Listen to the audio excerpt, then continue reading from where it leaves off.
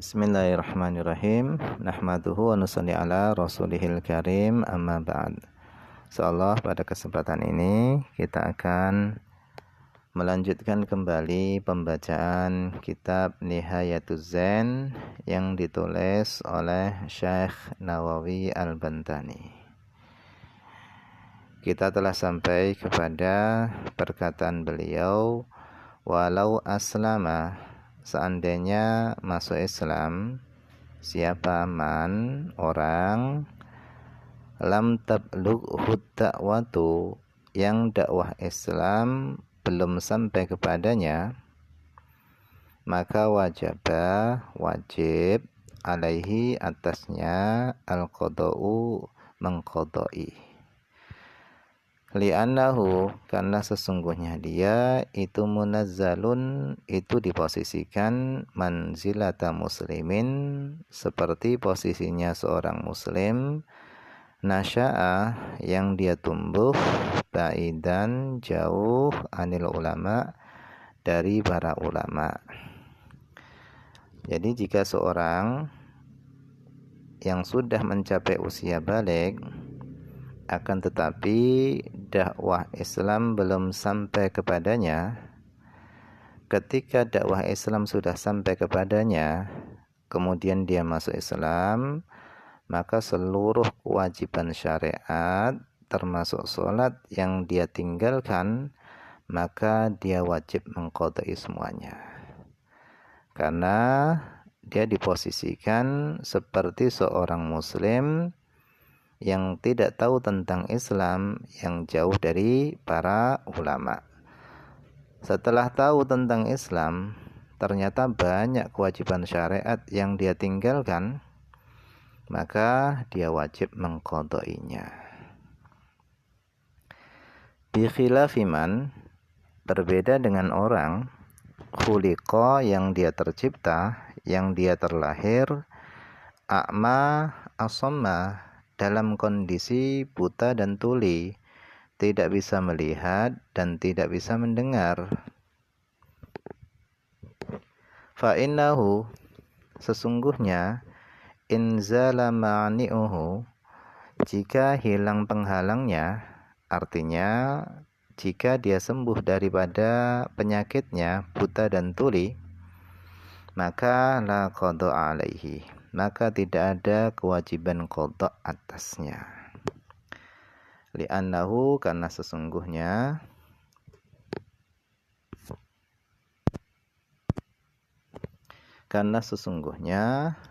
laisa fihi, tidak ada padanya ahliyatul khitab, yaitu kelayakan terkena khitab syariat, karena tidak terpenuhi padanya syarat-syarat mukallaf. Kemudian yang wajib melaksanakan sholat adalah tohirin, yang suci. Suci dari apa? Minal haid, daripada haid, wan nifas, dan suci daripada nifas.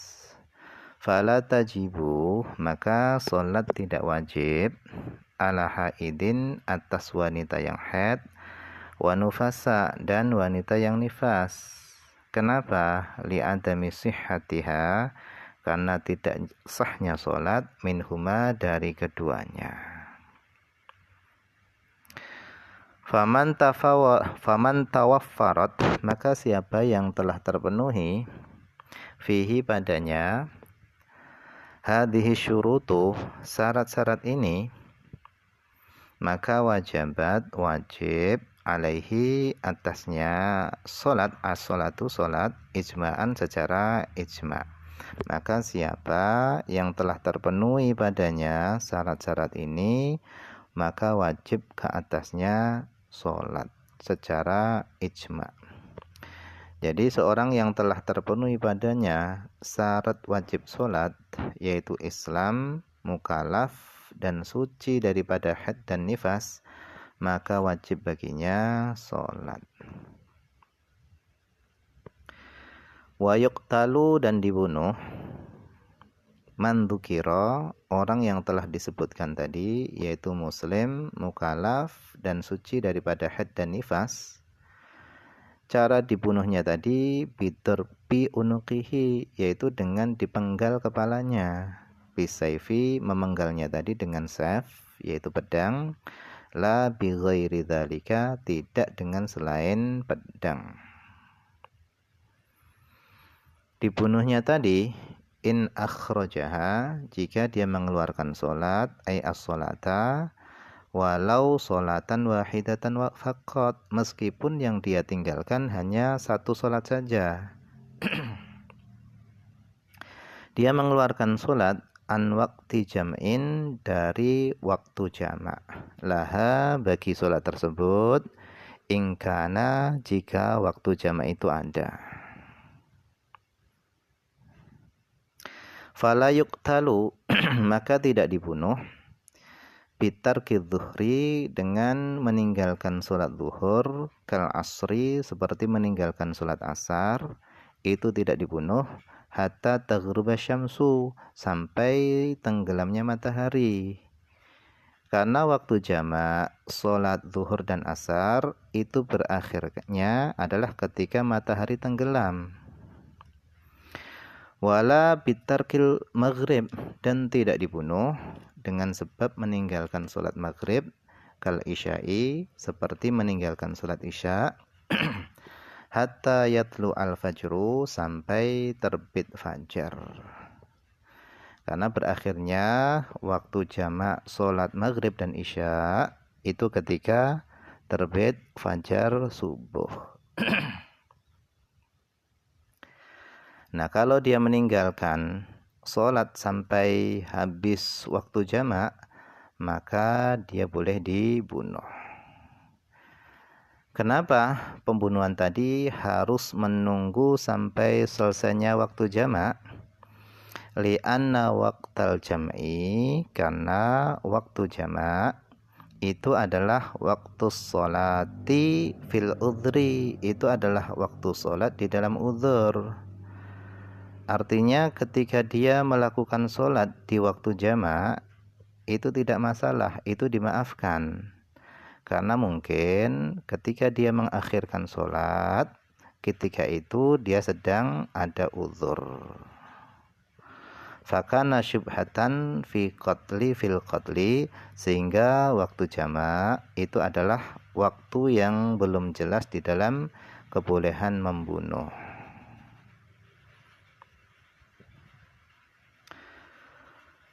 Wa yuqtalu, dan dia dibunuh, bitarki subhi, dengan meninggalkan sholat subuh, ba'da tulu'i syamsi, setelah terbitnya matahari. Jadi kalau sholat subuh yang dia tinggalkan, maka waktu pembunuhannya adalah setelah terbitnya matahari. Karena sholat subuh tidak memiliki waktu jamak. Amal jumu'atu, adapun sholat Jumat, fayuqtalu, maka dia dibunuh, biha, dengan sebab meninggalkan sholat Jumat, idza daqqal waktu, ketika sempitnya waktu, an aqalli, dari paling minimalnya, mungkinin, waktu yang mungkin, minal khutbah, daripada melaksanakan khutbah, wassolati, dan melaksanakan sholat.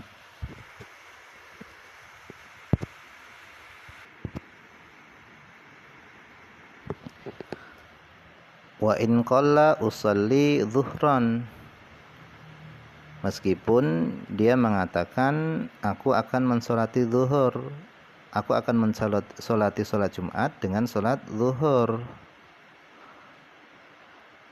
Li'anna zuhra laisa badalan anha, karena sholat zuhur itu bukanlah ganti daripada sholat Jumat. Meskipun dia mengatakan aku akan mensolati sholat Jumat dengan sholat zuhur, tetap dia harus dibunuh. Karena sholat zuhur itu bukanlah ganti daripada sholat Jumat. Kaslan, karena malas. Jadi dibunuhnya tadi sebab dia meninggalkan sholat karena malas. Au tahawunan, atau karena menyepelekan sholat, ma'atiqadihi bersama meyakininya dia wujubaha akan wajibnya sholat.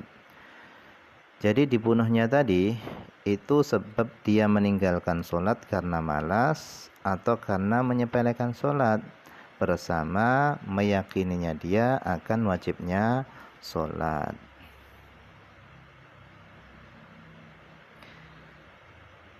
Illam yatub, jika dia tidak tobat. Juga dibunuhnya tadi jika dia tidak tobat. Kalau dia tobat, maka tidak jadi dibunuh. Maksudnya adalah illam yaf'ali sholata, jika dia tidak melaksanakan sholat. Ba'da mutolabatil imam, setelah diminta oleh imam, au naibihi, atau setelah diminta oleh gantinya imam, diminta bi'adaiha untuk melaksanakan sholat. Wa tawa'udihi, dan setelah mengancamnya imam bil qatli, dengan dibunuh. Jadi pembunuhan tadi itu dilakukan setelah diminta oleh imam atau diminta oleh gantinya imam supaya dia mengerjakan sholat. Dan setelah imam mengancam akan membunuhnya. Kalau dia tidak sholat, dia tetap enggak mau sholat, maka baru dibunuh. Fala yufidu, maka tidak memberi faedah tolabu ghairihi, tuntutan orang lain, wa tawa'uduhu, dan ancaman orang lain juga tidak memberi faedah thubutal qatli, terlaksananya pembunuhan.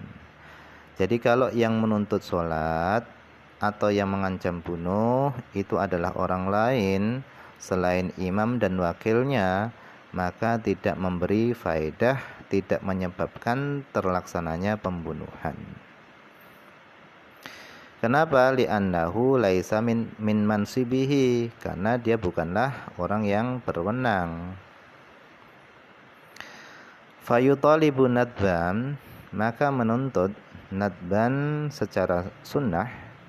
Siapa?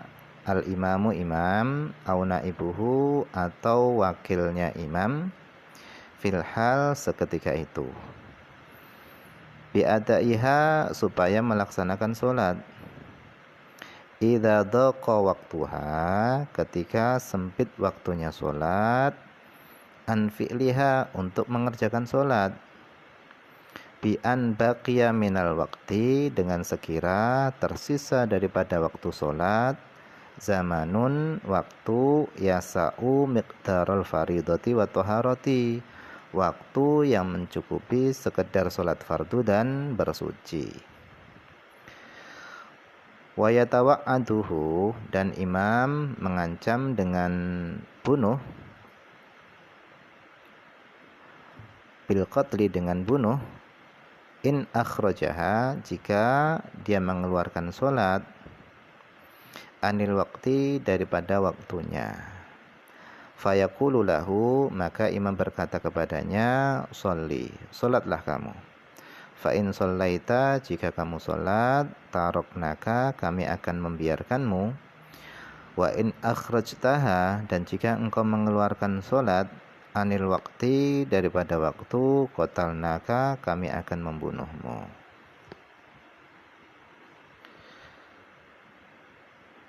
Wa ulima min dzalika wallahu a'lam. Ini saja yang bisa dibaca pada kesempatan ini, semoga ada manfaatnya.